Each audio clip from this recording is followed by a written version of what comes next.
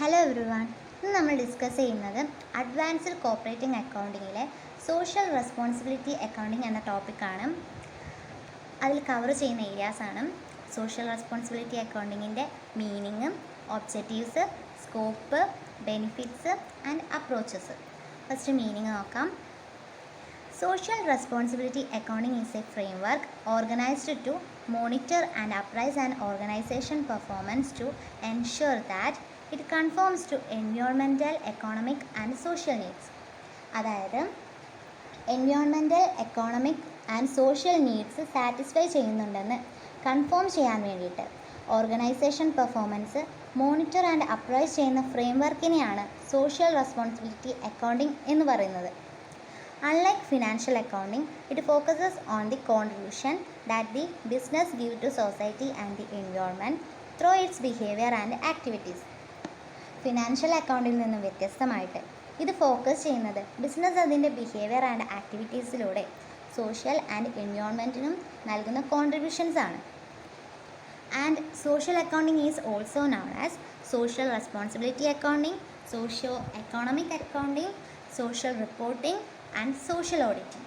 ഇതൊക്കെയാണ് social responsibility അക്കൗണ്ടിങ്ങിൻ്റെ മറ്റു പേരുകൾ. ഇനി അടുത്ത് ഒബ്ജക്റ്റീവ്സ്. ഫസ്റ്റത്തെ ഒബ്ജക്റ്റീവാണ് effective utilisation of resources. Resources പ്രോപ്പറായിട്ട് യൂട്ടിലൈസ് ചെയ്യുക, വേസ്റ്റേജസ് മിനിമൈസ് ചെയ്യുക എന്നതാണ് ഫസ്റ്റത്തെ ഒബ്ജക്റ്റീവ്. സെക്കൻഡ് ഒബ്ജക്റ്റീവാണ് ഒബ്ലിഗേഷൻസ് ടുവാർഡ്സ് എംപ്ലോയീസ്. എംപ്ലോയീസ് എന്ന് പറയുന്നത് ഒരു ഇമ്പോർട്ടൻറ്റ് റിസോഴ്സസ് ആണ് എല്ലാ ഓർഗനൈസേഷനിലും. ഫോർ ബെറ്റർ കോൺട്രിബ്യൂഷൻ എല്ലാ എംപ്ലോയീസിനും പ്രോപ്പറായിട്ട് മെയിൻറ്റെയിൻ ചെയ്ത് അവരുടെ ഒബ്ലിഗേഷൻസ് സാറ്റിസ്ഫൈ ചെയ്തിട്ടുണ്ടായിരിക്കണം. ഒബ്ലിഗേഷൻസ് ടുവാർഡ്സ് കൺസ്യൂമേഴ്സിന് അതേപോലെ തന്നെ ബെറ്ററായിട്ട് മെയിൻറ്റെയിൻ ചെയ്യേണ്ട ഒരു ഫാക്ടറാണ്. By providing better quality goods and services and at competitive price എല്ലാ കൺസ്യൂമേഴ്സിനെയും ബെറ്ററായിട്ട് മെയിൻറ്റെയിൻ ചെയ്യാം. ഒബ്ലിഗേഷൻസ് ടുവാർഡ്സ് ഇൻവെസ്റ്റേഴ്സ് ആണ് റിയൽ ഓണേഴ്സായിട്ട് നമ്മളുടെ ഓർഗനൈസേഷനിൽ ഉണ്ടാവുക. അവരുടെ മെയിൻറ്റെയിൻ ചെയ്യുക, അതുപോലെ തന്നെ അവരെ ഇൻക്രീസ് ചെയ്യുക എന്നുള്ളതാണ് ഓർഗനൈസേഷൻ്റെ അവിടുത്തെ obligation towards society. Business is A part of society. ബിസിനസ്സിൻ്റെ തന്നെ പാർട്ടാണ് സൊസൈറ്റി. അതുകൊണ്ട് ബിസിനസ്സിനുള്ള നേട്ടങ്ങൾ സൊസൈറ്റിയിലും ഉണ്ടായിക്കൊള്ളണം. അടുത്തതാണ് scope of social responsibility accounting. Burman has identified 5 areas which an enterprises should cover while doing reporting of social performance. Social performance report ചെയ്യുമ്പോൾ മെയിനായിട്ട് 5 areas കവർ ചെയ്യണമെന്നാണ് ഗവൺമെൻറ് പറഞ്ഞിട്ടുള്ളത്. അതിൽ 5 areas ആണ് ഇതൊക്കെ. ഫസ്റ്റതാണ് നെറ്റ് ഇൻകം കോൺട്രിബ്യൂഷൻ. ബർമൻ viewed that no firm can survive long without earning profit. Profit earn ചെയ്യാതെ ഒരു ഓർഗനൈസേഷനും ലോങ് ടൈമിലേക്ക് സർവീസ് ചെയ്യാൻ കഴിയില്ല. ഇനി അത് ലോസ് ആണെന്നുണ്ടെങ്കിൽ അത് ആ ഓർഗനൈസേഷൻ നമ്മളുടെ സൊസൈറ്റിക്ക് തന്നെ ഒരു ബേർഡൻ ആയിട്ട് മാറും. രണ്ടാമത്തേതാണ് human resources contribution. Increased emphasises on human resources has led to recognition of human resources as human asset. അതായത് ഹ്യൂമൻ റിസോഴ്സസ് ആക്ടിവിറ്റീസ് ഓർഗനൈസേഷനിൽ ഒരു വലിയ ഇമ്പാക്റ്റാണ് ഉണ്ടാക്കുന്നത്. അതുകൊണ്ട് ഹ്യൂമൻ റിസോഴ്സസിനെ ഒരു ഹ്യൂമൻ അസറ്റായിട്ടാണ് കൺസിഡർ ചെയ്യുന്നത്. അതുകൊണ്ട് ഹ്യൂമൻ റിസോഴ്സസിന് കൊടുക്കുന്ന കോൺട്രിബ്യൂഷൻസ് ആണ് ഹാൻഡിക്യാപ്ഡ് ഉള്ളവർക്ക് എംപ്ലോയ്മെൻറ്റ് പ്രൊവൈഡ് ചെയ്യാം, employee welfare programs, off the job training, on the job training, job satisfaction എത്രത്തോളം ഉണ്ടെന്ന് മെഷർ ചെയ്യാം, പിന്നെ എംപ്ലോയി ഡെവലപ്മെൻറ്റ് പ്രോഗ്രാംസ് കണ്ടക്ട് ചെയ്യാം. അടുത്തതാണ് public contribution. This contribution reflects enterprises policies impact on individuals which are outside for the organization. ഓർഗനൈസേഷന് പുറത്തുള്ള പീപ്പിൾസിനെയാണ് ഇത് consider ചെയ്യുന്നത്. അതായത് social clubs, schools, charitable organisations, health centres, library ഇവയിൽ കൂടെയൊക്കെ പബ്ലിക്കിന് കൊടുക്കുന്ന കോൺട്രിബ്യൂഷനെയാണ് പബ്ലിക് കോൺട്രിബ്യൂഷൻ എന്ന് പറയുന്നത്. അടുത്തത് environmental contribution. It includes activities directed towards reducing deterioration of water, air and soil. ഇവയിൽ വരുന്ന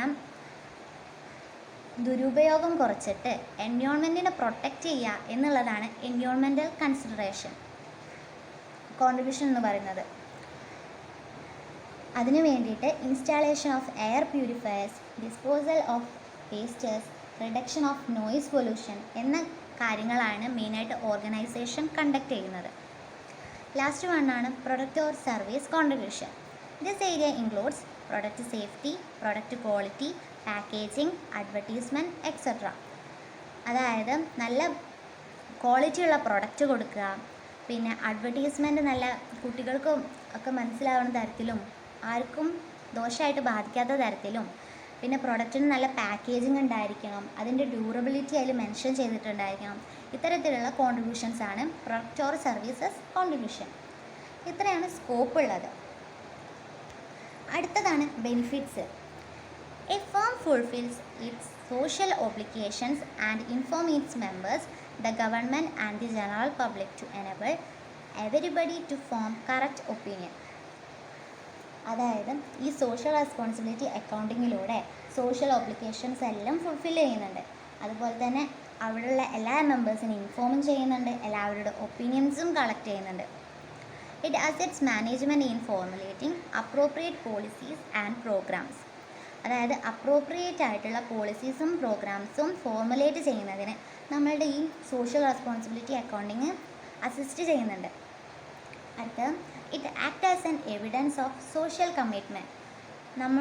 നമ്മളുടെ ഓർഗനൈസേഷന് സൊസൈറ്റിയോടുള്ളൊരു കമ്മിറ്റ്മെൻറ്റിൻ്റെ എവിഡൻസ് ആയിട്ടാണ് ഈ സോഷ്യൽ റെസ്പോൺസിബിലിറ്റി അക്കൗണ്ടിങ് കാണുന്നത്. It improves employees motivation. അതായത് എംപ്ലോയീസിന് better working condition, satisfaction, consideration ഒക്കെ പ്രൊവൈഡ് ചെയ്യുന്നതിലൂടെ എംപ്ലോയീസിൻ്റെ മോട്ടിവേഷൻ ഇംപ്രൂവ് ആവും. It improve the image of the firm. അതായത് പബ്ലിക് കോൺട്രിബ്യൂഷനും എൻവയോൺമെൻറ്റ് കോൺട്രിബ്യൂഷനൊക്കെ നമ്മൾ നടത്തുമ്പോൾ നമ്മളുടെ ഫേമിൻ്റെ ഇമേജ് എന്ത് ചെയ്യും, ഇൻക്രീസ് ആവും. It helps in marketing through greater customer support. കസ്റ്റമേഴ്സിന് നമ്മൾ നല്ല ക്വാളിറ്റി പ്രൊഡക്റ്റാണ് പ്രൊവൈഡ് ചെയ്യുക അറ്റ് കോമ്പറ്റേറ്റീവ് പ്രൈസിൽ. അതുകൊണ്ട് തന്നെ നമ്മളുടെ ഓർഗനൈസേഷന് കസ്റ്റമേഴ്സിൻ്റെ നല്ലൊരു പിന്തുണ ഉണ്ടായിരിക്കും. അപ്പോൾ ഈ ഗ്രേറ്റർ സപ്പോർട്ടിൽ നമ്മളുടെ മാർക്കറ്റ് കൂടുതൽ നല്ല രീതിയിൽ പ്രവർത്തിക്കാൻ തുടങ്ങും. Through social accounting the management gets feedback on its policies aimed at welfare of the society. നല്ലൊരു ഫീഡ്ബാക്കും അതിലൂടെ ലഭിക്കുന്നുണ്ട്. ഇനി ലാസ്റ്റ് നമുക്ക് പറയാനുള്ളതാണ് സോഷ്യൽ അക്കൗണ്ടിങ് അപ്രോച്ചസ്. അതിൽ several accountants, economists and social scientists have formulated different formats for the purpose of measuring and reporting social information. Social information reporting measuring ചെയ്യുന്നതിന് വേണ്ടിയിട്ട് several accountants, economics, സയൻറ്റിസ്റ്റുകളെല്ലാവരും കൂടി ഡിഫറെൻറ്റ് അപ്രോച്ചസ് ഡെവലപ്പ് ചെയ്തിട്ടുണ്ട്. അതിൽ total 7 എണ്ണമാണുള്ളത്. ഫസ്റ്റത്തേതാണ് classical approach. It states that by maximizing the profit within the constraints of the existing legal and ethical framework, business corporations are acting in the best interest of the society at large. അതായത് നിലവിലുള്ള legal and ethical ഫ്രെയിമിൽ work ചെയ്തിട്ടാണ് നമ്മൾ profit maximise ചെയ്യുന്നത് ഈ classical അപ്രോച്ചിൽ. ഇതിലൂടെ തന്നെ സൊസൈറ്റിക്ക് ഒരു ഇൻട്രസ്റ്റും ഡെവലപ്പ് ചെയ്യുന്നുണ്ട്. അതുകൂടാതെ എന്തെങ്കിലും ചേഞ്ചസ്, അതായത് എൻവയോൺമെൻറ്റിലും സോഷ്യൽ പാരാമീറ്റേഴ്സിലും എന്തെങ്കിലും ചേഞ്ചസ് വരികയാണെന്നുണ്ടെങ്കിൽ ഈ ക്ലാസിക്കൽ അപ്രോച്ച് നമുക്ക് അപ്ലിക്കബിൾ ആയിട്ട് വരില്ല. രണ്ടാമത്തേതാണ് descriptive approach. This is the simplest and traditional method of reporting social information. Social information report ചെയ്യുന്നതിനുള്ള ട്രഡീഷണൽ ആയിട്ടുള്ളൊരു മെത്തേഡാണ് ഡിസ്ക്രിപ്റ്റീവ് അപ്രോച്ച്. അതുകൂടാതെ തന്നെ ഓൾറെഡി ഉള്ള എല്ലാ അപ്രോച്ചിലും വെച്ചിട്ട് സിംപ്ലസ്റ്റ് അപ്രോച്ചാണ് ഈ ഡിസ്ക്രിപ്റ്റീവ്. ഇതിൽ നമ്മൾ പ്രസൻറ്റ് ചെയ്യുമ്പോൾ ഫിനാൻഷ്യൽ സ്റ്റേറ്റ്മെൻറ്റിൻ്റെ കൂടെ സോഷ്യൽ ആക്ടിവിറ്റീസ് ഓഫ് ബിസിനസ് കോർപ്പറേഷൻസും പ്രസൻറ്റ് ചെയ്യും. പിന്നെ ഓൺലി പോസിറ്റീവ് ആസ്പെക്ട്സ് മാത്രമാണ് ഇതിൽ പ്രസൻറ്റ് ചെയ്യുന്നത് ഇൻ നോൺ ക്വാണ്ടിറ്റേറ്റീവ് ഫോമിൽ. അടുത്തതാണ് integral welfare theoretical approach. It presents the presentation of a social reporting comprising social benefits and social cost. ഇതിൽ സോഷ്യൽ കോസ്റ്റും സോഷ്യൽ ബെനിഫിറ്റും കംപ്രൈസ് ചെയ്തിട്ടുള്ള ഒരു സോഷ്യൽ റിപ്പോർട്ടിനെയാണ് ഇൻ്റഗ്രൽ വെൽഫെയർ തിയറിറ്റിക്കൽ അപ്രോച്ച് എന്ന് പറയുന്നത്. ഇതിൽ പി ഐക്കരൻ എന്ന് പറഞ്ഞിട്ടുള്ള ഒരു അക്കൗണ്ടിസ്റ്റ് അദ്ദേഹത്തിൻ്റെ സോഷ്യൽ അക്കൗണ്ടിങ് എന്നൊരു ബുക്കിൽ ഈ സോഷ്യൽ അക്കൗണ്ടിങ് ഫ്രെയിംവർക്കിൻ്റെ ഒരു ഘടന പറഞ്ഞിട്ടുണ്ട്. അതായത് സോഷ്യൽ കോസ്റ്റും സോഷ്യൽ ബെനിഫിറ്റും വെച്ചിട്ടുള്ള അതിൻ്റെ ടേബിളാണിത്. അതിൽ ഫസ്റ്റ് സോഷ്യൽ കോസ്റ്റിൻ്റെയിൽ പ്രൊഡ്യൂസേഴ്സ് സർപ്ലസ് അപ്രോച്ച് അതിൽ വരുന്നതാണ് labour performance, fixed assets, materials, capital, entrepreneurial performance, performance paid in advance. അതിൽ രണ്ടാമത്തത് value of negative external effect, അതിൽ employees, population, companies, public entities. അതിൽ തന്നെ മൂന്നാമത്തതാണ് നെറ്റ് സോഷ്യൽ ബെനിഫിറ്റ്സ്. ഇത്രയാണ് സോഷ്യൽ കോസ്റ്റിൽ ഇൻക്ലൂഡഡ് ആയിട്ടുള്ളത്. അടുത്തത് social benefit, consumer surplus for, അതിൽ product A, B, C, D. പിന്നെ അതിൽ രണ്ടാമത്തതിൽ വരുമ്പോൾ value of positive external effect on, മറ്റേതിൽ negative ആയിരുന്നു, ഇതിൽ പോസിറ്റീവ്. ഈ പോസിറ്റീവിൽ ഇൻക്ലൂഡഡ് ആയിട്ടുള്ളത് population, employees, companies, public entities. ഇനി ഇതിൽ മൂന്നാമത്തതാണ് നെറ്റ് സോഷ്യൽ കോസ്റ്റ്. ഇത്രയാണ് ഇൻ്റഗ്രൽ വെൽഫെയർ തിയററ്റിക്കൽ അപ്രോച്ച്. ഇനി അടുത്തതാണ് program management approach. Here whenever any enterprises has some social objectives to achieve, it has some definite social programs and plans to achieve the objective. അതായത് ഏതെങ്കിലും ഒരു ഓർഗനൈസേഷന് social objective achieve ചെയ്യാനുണ്ടെങ്കിൽ അവർക്ക് അതിനായിട്ടൊരു definite social പ്രോഗ്രാംസും പ്ലാൻസും ഉറപ്പായിട്ടുണ്ടാവും. അതാണ് programme management approach. അടുത്തത് pictorial approach. Here photographs of health care centres, schools and hospitals run by the company are presented in annual report.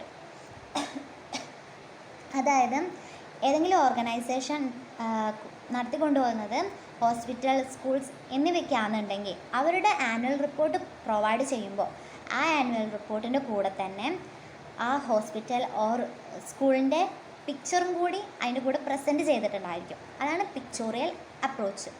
Food not disclosure എന്ന് പറഞ്ഞാൽ it's included as additional footnote in the financial statement section of the annual report. നമ്മുടെ annual report submit ചെയ്യുന്ന ടൈമിൽ നമ്മുടെ financial സ്റ്റേറ്റ്മെൻറ്റിൻ്റെ സെക്ഷൻ്റെ കൂടെ ഒരു additional food നോട്ടും കൂടി present ചെയ്യുന്നതാണ് ഫുഡ് നോട്ട് ഡിസ്ക്ലോഷർ. ഇനി ഇതിൽ ലാസ്റ്റത്തതാണ് social indicator. It involves different areas of social contribution to be undertaken by the business. അതായത് നമ്മളെ ബിസിനസ് ഏറ്റെടുക്കേണ്ട സോഷ്യൽ കോൺട്രിബ്യൂഷൻസ് ഇൻക്ലൂഡഡ് ആയിട്ടുള്ളതാണ് സോഷ്യൽ ഇൻഡിക്കേറ്റർ. അത് നമ്മൾ ഓൾറെഡി പറഞ്ഞു കഴിഞ്ഞാൽ സോഷ്യൽ റെസ്പോൺസിബിലിറ്റി അക്കൗണ്ടിങ്ങിൻ്റെ സ്കോപ്പിൽ പറഞ്ഞ net income contribution, human resources contribution, public environment, product or services contribution എന്നിവയൊക്കെ ഇൻക്ലൂഡഡ് ആയിട്ടുള്ളതാണ് സോഷ്യൽ ഇൻഡിക്കേറ്റർ. ഇങ്ങനെ 7 അപ്രോച്ചസ് ഇൻക്ലൂഡഡ് ആയിട്ടുള്ളതാണ് നമ്മളുടെ സോഷ്യൽ റെസ്പോൺസിബിലിറ്റി അക്കൗണ്ടിങ് എന്ന് പറയുന്നത്. ഇത്രയാണ് ഇതിൽ പറയാനുള്ളത്. Thank you.